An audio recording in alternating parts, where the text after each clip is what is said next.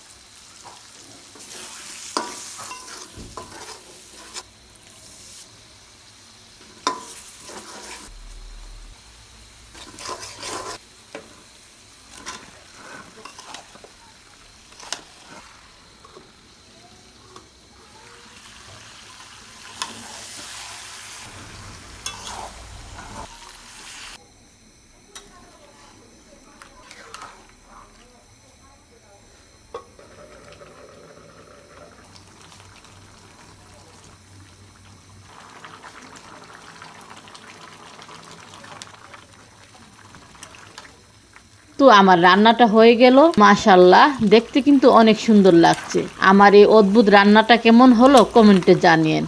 ভালো লাগলে লাইক ও শেয়ার দিবেন, আর আমার চ্যানেলটাকে সাবস্ক্রাইব করে পাশে রাখবেন। আজকের মতো এখানেই, আল্লাহ হাফেজ।